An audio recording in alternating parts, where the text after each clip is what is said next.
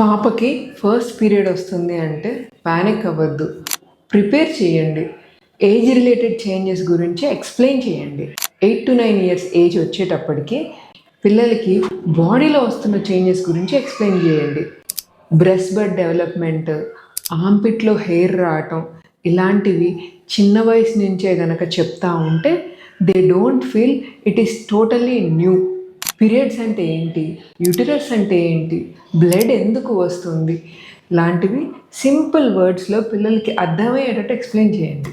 పిల్లలకి ఏమైనా ఎక్స్ప్లెయిన్ చేస్తారంటే పీరియడ్స్ అంటే ఏంటి, యూటరస్లో బ్లడ్ అనేది ఉంటుంది, అన్వాంటెడ్ బ్లడ్ని ఎవ్రీ మంత్ బాడీకి అవసరం లేదు కాబట్టి బయటికి పంపేస్తుంది అని చెప్పచ్చు. పీరియడ్స్ టైంలో ఏం చేయాలని చెప్పాలంటే ఒక 3 to 7 days యూట్రస్ నుంచి బ్లీడింగ్ అవుతూ ఉంటుంది.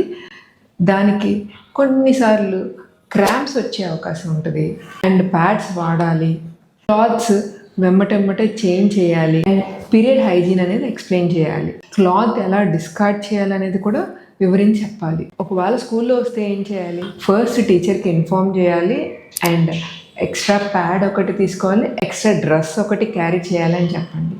ముందు కాన్ఫిడెన్స్ ఇవ్వండి. పాపని నువ్వు స్ట్రాంగ్ గర్ల్వి అని, ఇది నార్మల్ అని ఎక్స్ప్లెయిన్ చేయండి. పీరియడ్స్ వచ్చినప్పుడు ఎవరినైనా అడగవచ్చు ఆర్ ఎవరికైనా చెప్పవచ్చు అని చెప్పండి. అండ్ తన బాడీ గురించి, కొత్తగా వచ్చే చేంజెస్ గురించి ఎక్స్ప్లెయిన్ చేయండి. పీరియడ్స్ గురించి మాట్లాడటం తప్పు కాదు, ఇది మన పిల్లల హెల్త్ గురించి మాట్లాడుతున్నాం. Let us raise a strong and confident girl.